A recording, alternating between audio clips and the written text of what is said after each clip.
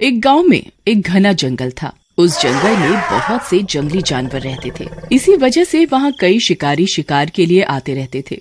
एक दिन उसी जंगल से एक तांत्रिक गुजर रहा होता है। उसके हाथ में एक बोतल होती है जिसमें एक चुड़ैल कैद होती है। ए तांत्रिक, छोड़ दे मुझे, बहुत दिनों से कैद हूँ मैं इस बोतल में, अब तो छोड़ दे, बदले में चाहे तो मुझसे पैसे ले ले।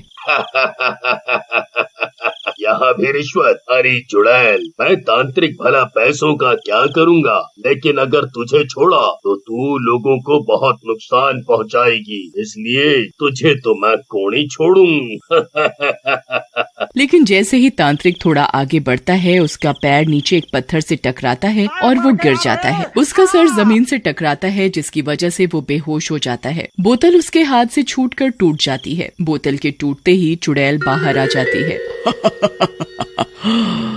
कितने दिनों के बाद बाहर की हवा ली है। इस दुष्ट ने तो मुझे चूहा ही बना डाला था, लेकिन अब मैं नहीं रुकने वाली। अब खूब मजे लूंगी बाहर। जब तक ये मुआ बेहोश है, मैं यहाँ से भाग जाती हूँ। ऐसा कहकर चुड़ैल वहाँ से भाग जाती है। उधर कुछ देर बाद तांत्रिक को होश आता है। वो चुड़ैल को ना पाकर बहुत दुखी होता है। अरे यार, दुष्ट चुड़ैल तो बोतल से भाग गई, मुझे जल्दी ही कैद करना होगा, नहीं तो ये निर्दोष लोगों को मारेगी। ऐसा कहकर तांत्रिक भी चुड़ैल की खोज में जंगल में चला जाता है। उसी जंगल में एक दिन एक शिकारी राका अपने दोस्त चिंटू के साथ आता है। क्या जंगल है भाई, यहाँ तो मेरा शेर पकड़ने का सपना पूरा हो ही जाएगा। 30 साल से 40 साल का हो गया हूँ, लेकिन एक दो जंगली सूअरों के अलावा एक भी ढंग का जानवर नहीं पकड़ पाया।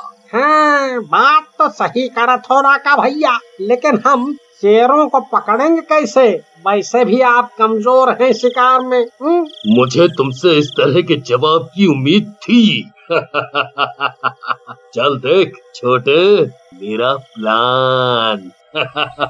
ऐसा कहकर राका चिंटू को लेकर एक घनी झाड़ी के पीछे जाता है और एक बड़ा सा पिंजरा दिखाता है। पिंजरा देखकर चिंटू खुश हो जाता है। वाह, मान गए राका भैया, आपके पास तो सचमुच गजबाई दिमाग है। वाह, मजा ही आ गया। अपनी तारीफ सुनकर राका ओवर कॉन्फिडेंस में आ जाता है और बोलता है, छोटे, अभी तो तूने मेरा दिमाग देखा ही नहीं है, अब देख। ऐसा कहकर राका पिंजरे के अंदर एक बकरी बांध देता है और बोलता है, अब इस बकरी के लालच में शेर पिंजरे के अंदर आएगा और फिर जाल में फंस जाएगा। बस छोटे, अब यहाँ से चलते हैं, सुबह देखना अपने भाई का कमाल। फिर राका और चिंटू वहाँ से चले जाते हैं। रात में चुड़ैल वहाँ भटकते हुए आती है। उसे बड़ी जोरों की भूख लगी होती है। कितने सालों से मैंने ढंग का मांस नहीं खाया, ना खून ही चखा है। आज उस तांत्रिक से आजाद होने के बाद भूख भी कुछ ज्यादा ही लग रही है। तभी चुड़ैल की नजर पिंजरे में बंधी बकरी पर पड़ती है। बकरी देखकर वो खुश हो जाती है। लगता है शैतान ने मेरी सुन ली। क्या मस्त बकरी है, इसे खाने में मजा आ जाएगा। चुड़ैल खाने के लालच में पिंजरे के अंदर चली जाती है, लेकिन जैसे ही वो अंदर आती है, पिंजरे का दरवाजा बंद हो जाता है। लेकिन चुड़ैल खाने के लालच में कुछ नहीं देखती और बकरी को मार कर खा जाती है। खाने के बाद चुड़ैल पिंजरे से निकलने की कोशिश करती है। अरे फिर से फंस गई रे, ये क्या हो गया? ये तो पिंजरा है, लेकिन इस जंगल में ये पिंजरा किसने लगाया? ओह, मेरी तो जिंदगी ही खराब है, अब क्या करूं? चुड़ैल पिंजरे से निकलने की कोशिश करती है, लेकिन निकल नहीं पाती और थक कर पिंजरे में ही सो जाती है। अगली सुबह चिंटू पिंजरे के पास आता है। आज कोई ना पकड़ में आया हो, इस झंडू शिकारी का मजाक उड़ाऊंगा, बहुत ज्ञान बांटता है। लेकिन तभी उसकी नजर चुड़ैल पर पड़ती है, जिसे देखकर चिंटू घबरा जाता है और चिल्लाने लगता है, राका भैया, अरे मर गए रे, बाहर आओ, देखो क्या पंगा हो गया। चुड़ैल। चिंटू के चिल्लाने की आवाज राका को आती है। ये चिंटू भी ना कुछ भी हो चिल्लाने लगता है। पता नहीं किसे देखकर चुड़ैल चुड़ैल कर रहा है। अरे मेरी बीवी तो घर पर है। चलो चलकर देखता हूँ। ऐसा कहकर राका भी चिंटू और पिंजरे के पास पहुँचता है, लेकिन चुड़ैल को देखकर वो भी डर जाता है। ये क्या है छोटे? ये तो चुड़ैल है। ये कहाँ से आ गई? हमने तो शेर पकड़ने का प्लान बनाया था रे। उन दोनों को देखकर चुड़ैल गुस्से में आ जाती है और बोलती है, सुनो जोकरो, बहुत हुआ चीखना चिल्लाना। अब जल्दी से इस पिंजरे का दरवाजा खोलो ताकि मैं यहाँ से जा सकूं। चुड़ैल को गुस्से में देख चिंटू, वाह चुड़ैल जी, हम दोनों जोकरों जैसे दिखते जरूर हैं, नहीं? क्या समझती हो तुम हमका? हम तुमको खोल दें और तुम हम दोनों का चिकन तंदूरी बना दो, हैं? वाह! देखो, मैं तुम दोनों की बकवास सुनने नहीं आई हूँ। जल्दी से खोल दो ताकि मैं यहाँ से चली जाऊँ। और मेरा वादा है कि मैं तुम दोनों को कुछ नहीं कहूँगी। चलो खोलो अब। नहीं, अब हम दोनों तुम्हारी बातों में नहीं आने वाले। हम नहीं खोलेंगे तुम्हें। ऐसा कहकर राका और चिंटू वहाँ से चले जाते हैं और अपने तंबू में आकर आपस में बात करते हैं। भैया, इस चुड़ैल को अगर हमने छोड़ दिया तो ये हमें मार डालेगी, लेकिन मेरे दिमाग में एक स्कीम आ रही है। तो इतनी देर से क्यों पहेलियां बना रहा है भाई? क्या अगले साल बोलेगा भाई? आप तो गुस्से में आ जाते हो। पहले सुनो तो सही। मैं कह रहा हूँ कि अब तो पिंजरे में आ ही गई है, क्यों ना हम इसे लोगों को दिखाएं और पैसे बनाएं। वाह छोटे वाह, तेरे 50 ग्राम के भेजे में लाखों का आइडिया आ गया। वाह, गजब आइडिया है, गजब। इसके बाद राका और चिंटू अपने प्लान के हिसाब से चुड़ैल के पिंजरे को जंगल से बाहर निकालकर गांव के किनारे ले जाते हैं और उसकी प्रदर्शनी लगा देते हैं। लोग भी पिंजरे में कैद चुड़ैल को देखने आने लगते हैं और चुड़ैल के पिंजरे के पास खड़े होकर बातें करते हैं। अरे हम तो पहली बार चुड़ैलवा को इतने करीब से देखा हूँ, और वो भी जिंदा। मजा आ गया भैया, मजा आ गया। सही कहा था पोपट भैया, इसको देखने में तो शेर से भी ज्यादा मजा आता है। बस एक ठोक कमी रह गई, ये कुछ करतब दिखा देती तो पूरा सर्कस की फीलिंग आ जाती। उन दोनों की बात सुनकर चुड़ैल को गुस्सा आ जाता है और वो बोलती है, मेरा करतब देखेगा चमगादड़ की शक्ल वाले। एक बार आजाद हो जाऊं फिर दिखाती हूँ तुम्हें करतब। चल फुट यहाँ से। चुड़ैल को गुस्से में देख गांव वाले वहाँ से भाग जाते हैं। धीरे धीरे चुड़ैल के बारे में आसपास के गांव में भी पता चल जाता है और लोग उसे देखने आने लगते हैं और राका और चिंटू की भी खूब कमाई होने लगती है। छोटे, तेरा आइडिया तो काम कर गया। इतना पैसा आ रहा है, ये ले, थोड़ा तू भी ले ले। ऐसा कहकर राका चिंटू को कुछ पैसे देता है, जिसे देख चिंटू बोलता है, बस क्या राका भैया, इतना सा ही? हम तो सोचे थे कि हमें आधा हिस्सा मिलेगा, लेकिन आप तो हमें खाली चिल्लर दिए दे रहे हो। चिंटू की ये बात सुनकर राका को गुस्सा आ जाता है और वो चिंटू को बोलता है, अब तेरी इतनी औकात हो गई छोटे, तो मुझसे पार्टनरशिप करेगा? चल फुट यहाँ से, जितना है उतना रह। राका की बात सुनकर चिंटू उदास मन से वहाँ से निकलता है, लेकिन तभी चुड़ैल उसे बुलाती है। चिंटू भैया, जरा इधर आओ। इस राका के बच्चे ने तुम्हारा अपमान करके ठीक नहीं किया। आखिर आइडिया तो तुम्हारा ही था, उसे ऐसा नहीं करना चाहिए था। बात तो ठीक है चुड़ैल जी तुम्हारी, लेकिन हम क्या कर सकते हैं? वो राका बहुत तगड़ा है, हमको मारेगा बहुत। तुम डरते बहुत हो, लेकिन अगर तुम चाहो तो मैं तुम्हारी जगह उस राका से बदला ले सकती हूँ। बस तुम्हें मुझे आजाद करना होगा। ना बाबा ना, कहीं तुमने मुझे ही मार डाला तो? नहीं, मैं नहीं। मैंने सही समझा तुम्हारे बारे में। तुम तो सचमुच बहुत डरपोक हो। अरे हम चुड़ैलों की भी कोई जुबान होती है। फिर चिंटू बदले की भावना और चुड़ैल की बातों में आकर चुड़ैल को पिंजरे से आजाद कर देता है। देखो चुड़ैल जी, मैंने तुम्हें आजाद कर दिया, अब जाकर राका के बच्चे से मेरा बदला ले लो, जाओ। लूंगी मेरे छोटे, पहले तेरे से तो निपट लूं। ऐसा कहकर चुड़ैल चिंटू को गर्दन से पकड़ लेती है। ये क्या कर रही हो? तुमने मुझसे वादा किया था कि तुम मुझे कुछ नहीं करोगी, तुम अपना वादा तोड़ रही हो। अरे चुड़ैलों के भी कोई वादे होते हैं।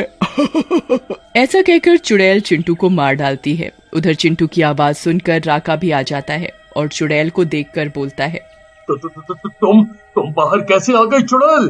चिंटू कहाँ है? चिंटू कहाँ है? चिंटू को जहाँ जाना था चला गया। अब तो जब भी उसके पास भेज देती हूँ, बहुत पैसा कमा रहा था मेरी नुमाइश करके। ऐसा कहकर चुड़ैल राका को भी मार डालती है। मजा आ गया आजाद होकर। अब बताऊंगी उन लोगों को जो मुझे देखने आ रहे थे। ऐसा कहकर चुड़ैल वहाँ से गांव चली जाती है और लोगों को मारने लगती है। चुड़ैल की खबर तांत्रिक तक पहुँच जाती है और वो भी गांव पहुँचता है। बस दुष्ट चुड़ैल, बहुत हो गया, अब तू ना बचेगी। पिछली बार तुझे कैद करके गलती करी थी मैंने, आज ये गलती नहीं करूँगा। तू मारेगा मुझे? हाँ? तांत्रिक उसकी एक नहीं सुनता और उस पर शिवजी की भभूत डाल देता है, जिससे वो चुड़ैल वहीं जलने लगती है। अरे मर गई रे तांत्रिक, ये क्या डाल दिया तूने मुझ पर? तेरा नाश मिटे।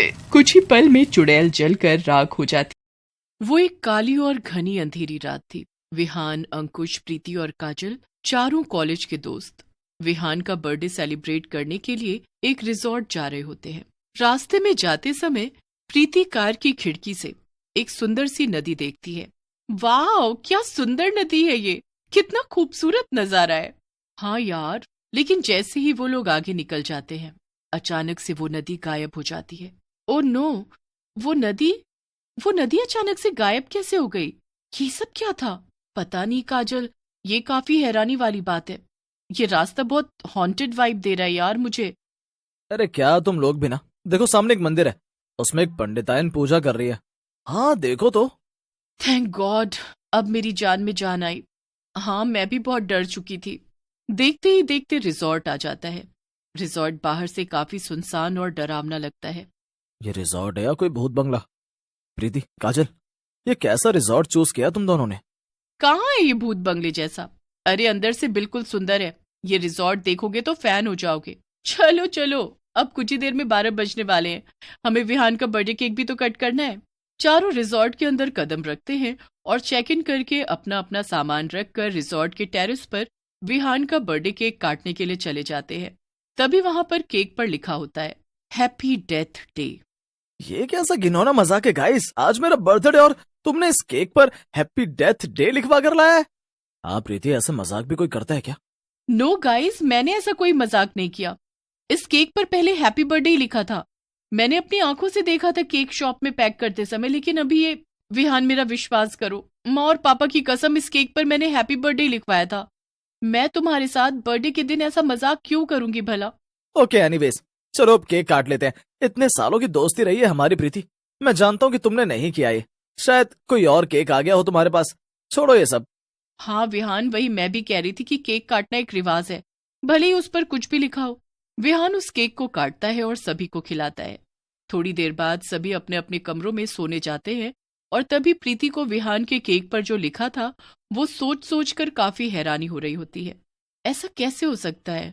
मैंने जब यहाँ आने से पहले चेक किया तभी केक पर हैप्पी बर्थडे लिखा था।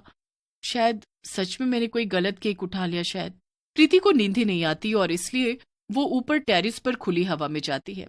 तभी उसे वहां पर एक काली साड़ी पहने औरत दिखाई देती है। ये कौन है?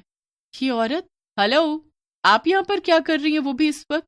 वो औरत प्रीति को कोई जवाब नहीं देती है और फिर जब प्रीति उसे छूती है तभी प्रीति महसूस करती है कि वो तो हवा है और उसका शरीर ही नहीं है। ये क्या? इसे छूने पर मुझे इसका शरीर महसूस क्यों नहीं हो रहा? क्योंकि मैं एक मरी हुई चुड़ैल हूँ। आ, बचाओ, चुड़ैल, चुड़ैल, आ! तुम चारों ने इस रिजॉर्ट में आकर बहुत बड़ी भूल कर दी है। अब तुम्हें सजा भुगतनी तो पड़ेगी ही। अब मैं तुम्हें मार डालूंगी। नहीं नहीं, प्लीज ऐसा मत करना, मुझे माफ कर दो। मैं और मेरे दोस्त यहाँ से चले जाएंगे, हम वापस नहीं आएंगे यहाँ पर। हमें माफ कर दो। चुड़ैल कभी माफ नहीं करती, वो सिर्फ इंतकाम लेती है। जिस भी इंसान ने इस भूतिया रिसोर्ट में आने की गलती की, उसे उस गलती की सजा तो मिलकर ही रहती है। क्या? नहीं! चुड़ैल अपने नुकीले नाखून प्रीति के पेट में घुसाती है और वहीं पर प्रीति की मौत हो जाती है, जिसके बाद चुड़ैल उसे खा जाती है। अब उन तीनों की भी बारी है, उन तीनों को भी मरना होगा। आज की रात उनकी जिंदगी की आखिरी रात है। तीनों रात भर सोते हैं और फिर अगले दिन उठते ही उन्हें प्रीति नहीं दिखती, जिसके बाद वो काफी परेशान हो जाते हैं। प्रीति, प्रीति कहाँ है काजल?